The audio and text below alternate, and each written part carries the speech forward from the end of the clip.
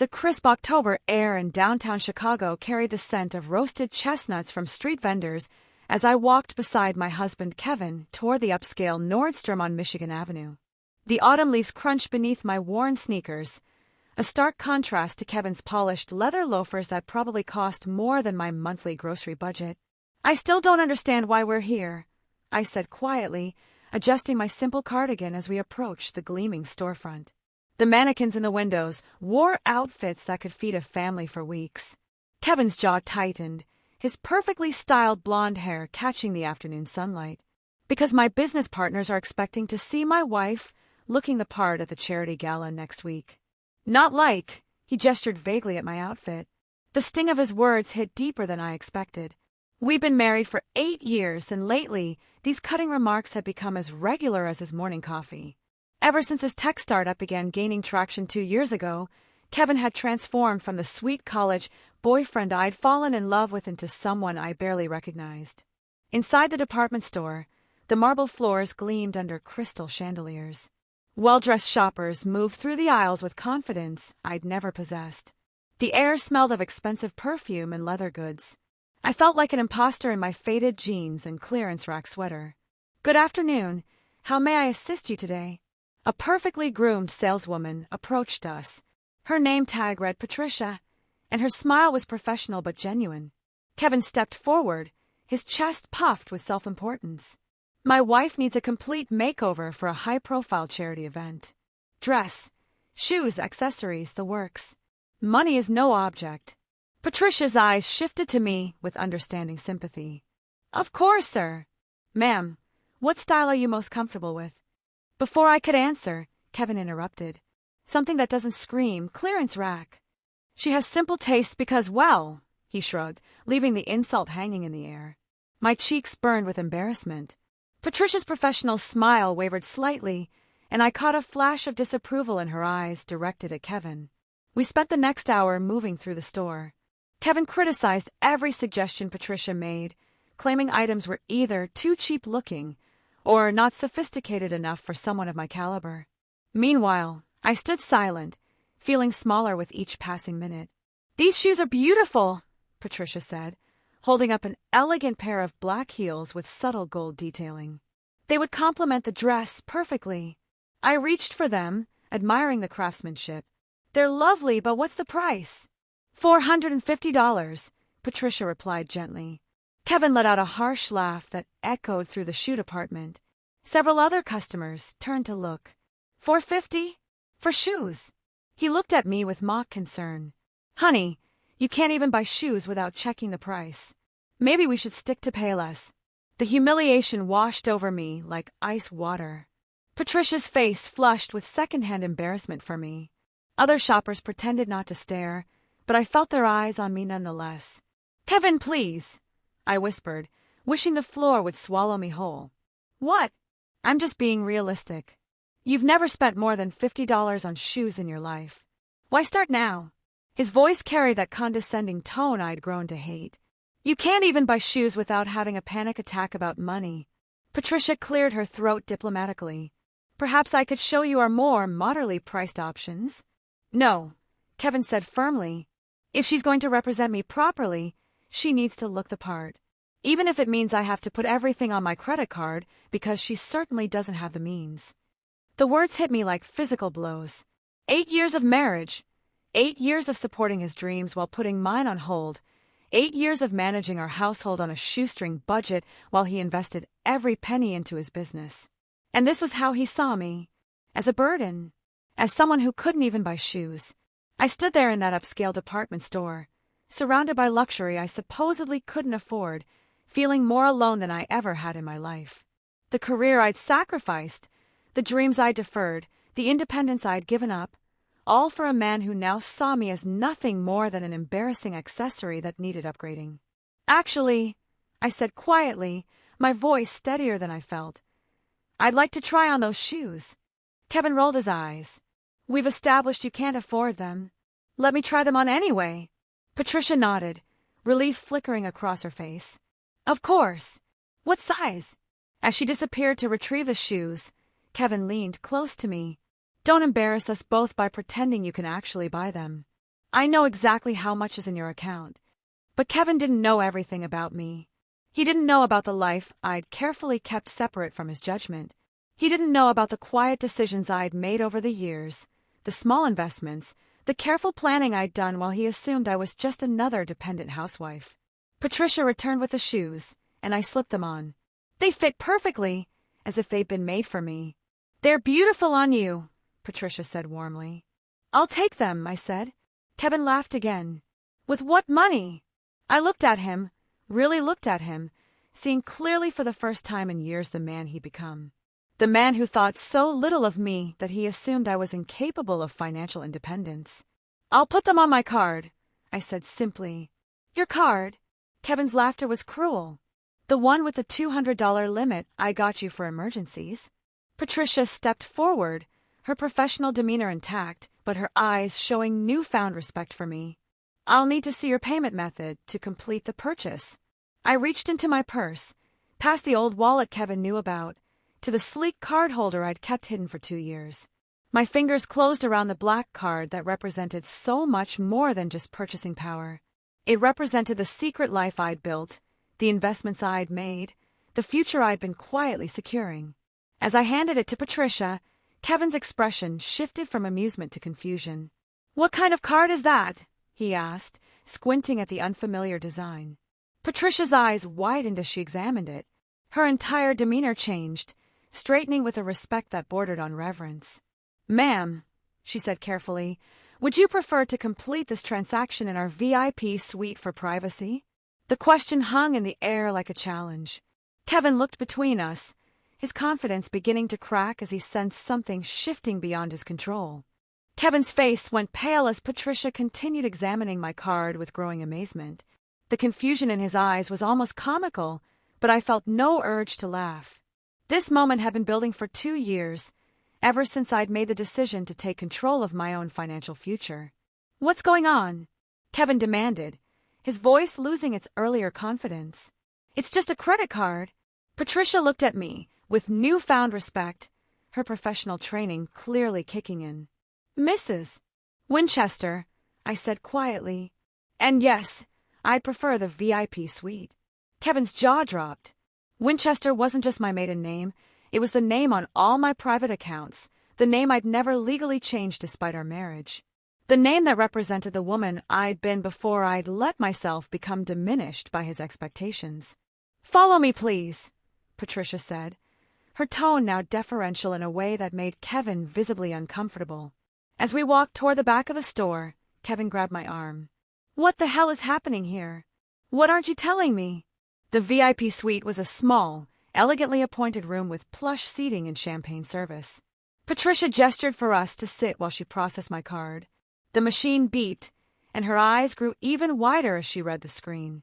Ma'am, your account shows an available credit line of, she paused, glancing at Kevin, then back at me. Perhaps we should discuss this privately? No, I said firmly. My husband can hear whatever you need to say. Patricia nodded slowly. Your available credit line is $2 million. The silence in the room was deafening. Kevin's face went through a series of expressions: shock, disbelief, anger, and something that might have been fear. That's impossible, he said finally. She doesn't have that kind of money. She's never worked a real job. She doesn't even understand investments. I looked at my husband, this man who thought he knew everything about me, and felt a strange mix of sadness and liberation. Kevin, there's a lot you don't know about me. Ma'am, Patricia said gently, would you like me to complete the shoe purchase while you discuss this privately? Please. And add the dress we looked at earlier. The blue one with the pearl buttons. Certainly. That comes to $1,800 total. Kevin's mouth opened and closed like a fish out of water. $1,800? For one outfit? It's less than what you spent on your golf clubs last month, I said calmly. But how? Where did you get this money? Did you steal it? Did you take out loans in my name? The accusation stung, but it also clarified something for me. Even when confronted with evidence of my capability, his first instinct was to assume I'd done something dishonest or dependent on him. I earned it, Kevin. Every penny. Patricia discreetly stepped away to process the transaction, sensing the private nature of our conversation. Earned it how? You don't have a job? I took a deep breath, preparing to share the truth I'd kept hidden for so long. Do you remember when your company was just starting and you needed every penny for development? Of course. And I told you I'd handle all our household expenses so you could focus on the business? Yes, but that was just grocery shopping and paying bills. I also told you I was taking some online courses to keep myself busy while you worked 18-hour days. Kevin nodded impatiently. Some art history thing. A hobby. Financial planning and investment management. From Wharton's online program. His face went blank. What? While you were building your tech company, I was building my own financial portfolio. Remember all those times I said I was at book club on Tuesday evenings? I was attending investment seminars. Those weekend trips to visit my sister? I was at financial conferences in New York. But you never said anything about money. You always worried about expenses. I worried about our joint expenses because I wanted your business to succeed. But I also knew I needed to secure my own future. Especially after. I paused, remembering the early signs of his changing attitude toward me. After what? After you started referring to me as just a housewife to your friends. After you stopped including me in business discussions because you said I wouldn't understand. After you started treating me like I was financially illiterate. Kevin ran his hands through his hair, a gesture I recognized from his most stressed moments. But where did you get the money to invest? We were living on ramen noodles. I started with $500 from selling some jewelry my grandmother left me. Then I began freelance financial consulting online, using my maiden name. Small clients at first, people who needed help with basic budgeting and investment planning. Patricia returned with my purchases, beautifully wrapped in Nordstrom signature boxes. Everything is complete, Mrs. Winchester. Thank you for your business. As she left us alone again, Kevin stared at me like he was seeing a stranger. How much are you worth? The question felt so transactional, so typical of the man he'd become. Does it matter? Of course it matters. We're married. What's yours is mine, right? And there it was. The assumption that had driven me to keep this secret in the first place. Kevin saw my success not as something to be proud of, but as something he was entitled to. Actually, Kevin, legally speaking, since I earned this money using my maiden name and kept it in separate accounts, it's considered my individual property under Illinois law. His face flushed red. You've been hiding money from me for 2 years. I've been protecting myself. There's a difference. Protecting yourself from what? From me? Your own husband. I looked at him sitting there, indignant and confused, still not understanding how his behavior had pushed me to this point.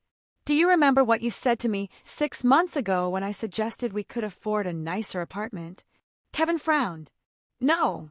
You said I had no concept of money because I'd never earned any. You said I should leave financial decisions to people who actually understand them. You said, my voice caught slightly.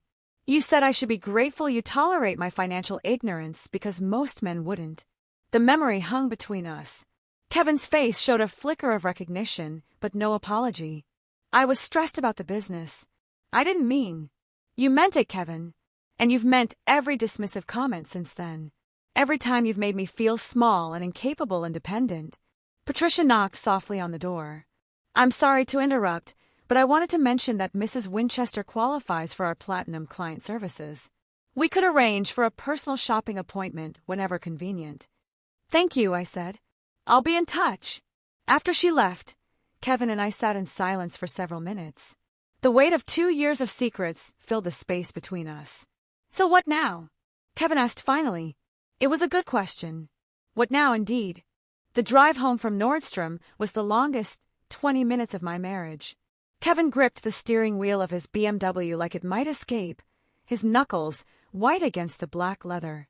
The shopping bags sat in my lap, tangible proof of a reality he was still struggling to process. $2 million, he muttered for the 4th time since we'd left the store. $2 million fucking dollars. Kevin. No, don't Kevin me. Do you understand what this means? Do you understand how this makes me look? I watched the Chicago skyline slide past us, the familiar buildings taking on a different quality in the late afternoon light. Everything looked the same, but everything had changed. How it makes you look to whom? To everyone. my business partners, my clients, everyone who thinks I'm this successful entrepreneur supporting his wife. His voice cracked slightly. Jesus, Rebecca, I've been condescending to a millionaire for 2 years. The irony wasn't lost on me. Even now, his primary concern wasn't about our relationship or how his behavior had affected me. It was about his ego, his image, his embarrassment. We pulled into the driveway of our modest townhouse in Lincoln Park. Kevin had insisted we live below our means while his business grew, and I'd agreed, not mentioning that I could have bought the entire building with my portfolio gains. Inside, Kevin poured himself a scotch with shaking hands while I hung up my coat. Our living room suddenly felt different too, smaller somehow, like I was seeing it through new eyes. I need you to explain this to me, Kevin said, settling heavily onto our couch. All of it, from the beginning. I sat across from him, noting how he positioned himself like this was an interrogation rather than a conversation between spouses. What specifically do you want to know? Everything. How you learned about investing, where the money came from, why you didn't tell me. I took a breath, organizing thoughts I'd rehearsed in my mind countless times. It started during your first year of development, when you were so focused on coding that you barely slept. I was handling all our household management, and I started tracking our expenses more carefully than ever before. Kevin nodded, recognizing the period I was describing. I realized I had a natural aptitude for financial analysis. When I started researching ways to stretch our grocery budget, I fell into reading about investment strategies, market analysis, economic forecasting. But you were an English major. Yes, and English majors can learn new skills, Kevin. We're not financially illiterate by default. He had the grace to look slightly ashamed at that, but continued. Okay, so you learned about money. That still doesn't explain $2 million. I started with my grandmother's jewelry, like I said. $500. I put it into a carefully researched mix of index funds and individual stocks. While you were working, I was studying market patterns, reading financial reports, following economic indicators. And it just grew. I almost smiled at his disbelief. Money grows when you understand how to make it work. My 500 became 800 in 3 months. 800 became 1,500 by the end of the year. Kevin drained his scotch and immediately went to pour another. But that's still not millions. No, but by then I'd started freelance consulting. Business owners who needed help with financial planning, small investors who wanted guidance with their portfolios. I charged reasonable rates and reinvested everything I earned. Under your maiden name? Yes. Why? This was the question I'd been dreading and anticipating in equal measure. Because when I mentioned my interest in financial planning, you laughed. You said it was cute that I was trying to understand grown-up topics. Kevin's face flushed. I could see him remembering. When I suggested we could reorganize our budget to save money, you patted my head and said you'd handle the real financial decisions. When I asked about your business finances, you said I wouldn't understand the complexity. I was protecting you from stress. You were dismissing me. There's a difference. Kevin stood and paced to the window, looking out at our quiet street. So you decided to what? Show me up. Prove me wrong. I decided to protect myself. The words hung in the air between us. Kevin turned back to face me, and for the first time since we'd left the store, he really looked at me. Not through the lens of his assumptions, but as if he was trying to see who I actually was. Protect yourself from me? From becoming the person you thought I was. The person you seemed to want me to be. I stood up and walked to our bookshelf, pulling out what looked like a collection of poetry, but was actually a financial journal I'd been keeping. Kevin watched as I opened it to reveal pages of market analysis, investment tracking, and profit calculations in my careful handwriting. While you were building your tech company, I was building my own financial empire. When you were networking with other entrepreneurs, I was networking with portfolio managers and investment advisors. When you were working late nights coding, I was working late nights researching emerging markets and analyzing quarterly reports. Kevin stared at the journal like it was written in a foreign language. Why didn't you tell me? When would I have told you? During the 6 months, when you came home, every night complaining about how expensive everything was and how we needed to cut costs. Or during the year when you kept joking about how lucky you were that I was low maintenance because I didn't need expensive things. He winced. I was grateful that you weren't pressuring me to spend money we didn't have. But you never asked if I wanted those things. You just assumed I didn't or couldn't afford them on my own. Because you never said anything. Because every time I tried to contribute to financial discussions, you shut me down. Every time I offered an opinion about money, you treated it like a charming but irrelevant observation from someone who didn't understand how the real world worked. Kevin sank back onto the couch, his head in his hands. Jesus, Rebecca. I fucked this up, didn't I? It was the first admission of fault he'd made, and it caught me off guard. For a moment, he sounded like the Kevin I'd fallen in love with, the one who could acknowledge his mistakes and grow from them. You made assumptions, I said carefully. We both did. What assumptions did you make? I assumed that if I proved my worth financially, you'd start seeing me as an equal partner. I assumed that success would earn me respect in my own marriage. And instead, I just created a bigger gap between us. Because now you're not just dealing with a wife you thought was financially dependent. You're dealing with the fact that your financially dependent wife is actually more successful than you are. The truth settled over us like a heavy blanket. Kevin's tech startup was doing well, but his equity was still largely theoretical. My investments were liquid, real, growing daily. How much more successful? He asked quietly. I'd been dreading this question, but also longing for the moment when I could finally be completely honest. My portfolio is currently worth just over $3.7 million. Kevin's face went completely white. $3.7 million? Yes. And my company is valued at maybe $2 million, most of which I can't touch. Kevin. No, let me process this. My wife, who I've been treating like a financial child for 2 years, has nearly twice the net worth I do. We sat in silence while he absorbed this reality. Outside, the sun was setting, casting long shadows across our living room. The ordinary day had become extraordinary, and I wasn't sure if our marriage would survive the transformation. Finally, Kevin looked up at me. What do you want to do now? It was a loaded question with so many possible answers. What I wanted was to go back in time and build a marriage based on mutual respect instead of assumptions. What I wanted was a partner who celebrated my success instead of being threatened by it. What I wanted was to feel like an equal in my own home. But what I said was, I want to figure out if we can move forward from here. Kevin nodded slowly. Do you think we can? I looked at my husband, really looked at him, trying to see past 2 years of hurt and resentment to the man I'd married. The man who was capable of growth, if he chose to be. I don't know, I admitted. But I'd like to try. It wasn't the romantic reconciliation you see in movies. It was just 2 people sitting in their living room, surrounded by the wreckage of their assumptions, wondering if they could build something new from the pieces. 3 weeks after the incident at Nordstrom, Kevin and I sat across from Dr. Patricia Hendricks, a marriage counselor recommended by Kevin's business partner.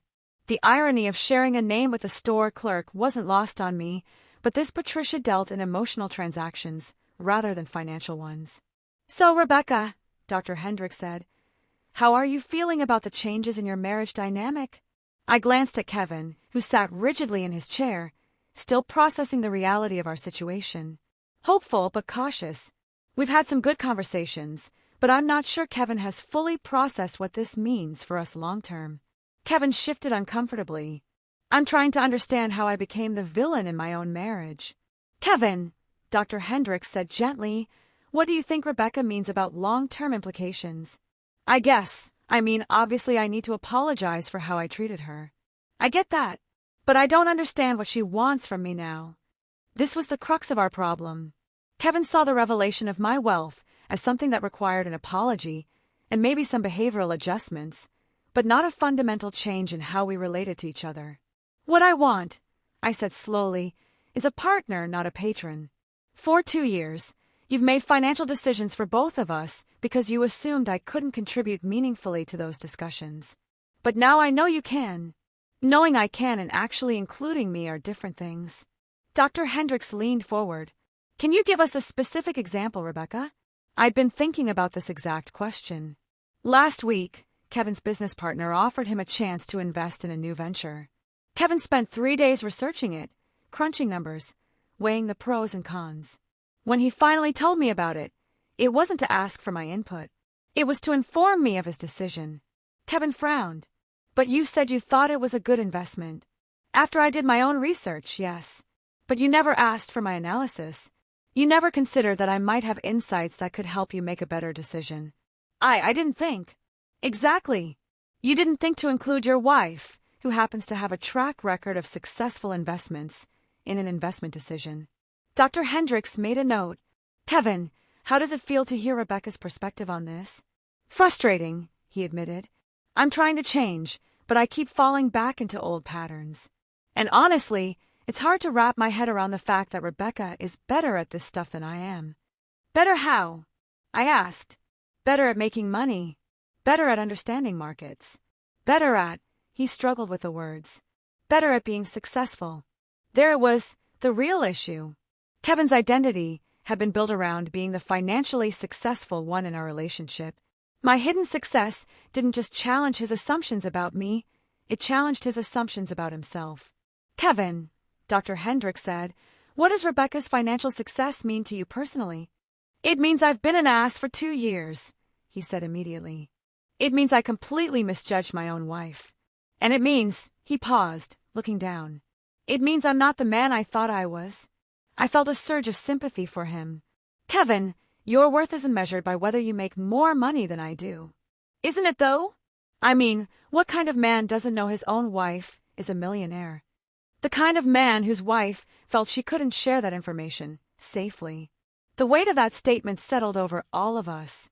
Kevin looked up at me with something that might have been understanding. You felt unsafe telling me? Not physically unsafe, but emotionally, yes. Every time I tried to engage with financial topics, you made me feel small and ignorant.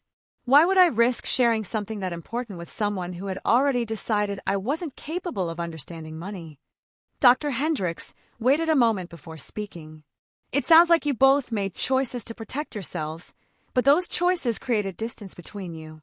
So what do we do now? Kevin asked. Over the following weeks, we began the slow process of rebuilding our marriage on a foundation of mutual respect rather than assumptions. It wasn't easy. Kevin struggled with his ego, and I struggled with trust. But we were both committed to trying. The first practical change was combining our financial planning. Kevin was shocked to discover that my investment strategy could have accelerated his business growth by years. We restructured both his company equity and my portfolio to create a more aggressive but balanced approach.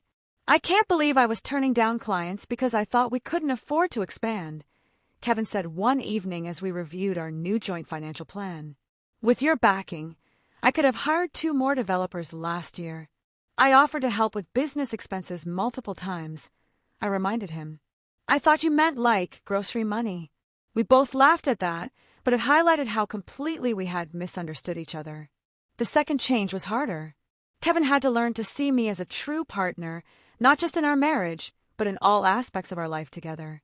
This meant including me in business decisions, asking for my input on investments, and acknowledging my expertise publicly. The real test came at the charity gala, the event that had started our whole journey. I wore the blue dress from Nordstrom, and Kevin introduced me to his business partners not as my wife, but as my wife Rebecca, who handles our family's investment portfolio. Rebecca has some interesting insights about the tech market, he told one potential investor. You should ask her about her analysis of the emerging AI sector. The conversation that followed was one of the most professionally satisfying of my life. Not because I was finally being recognized, but because Kevin stood beside me with genuine pride as I discussed market trends and investment strategies.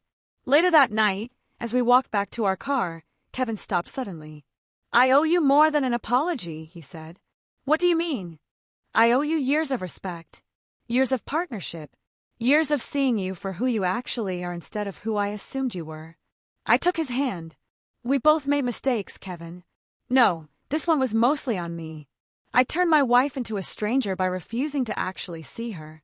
6 months later, we were in a completely different place. Kevin's business had expanded rapidly with my financial backing and strategic input.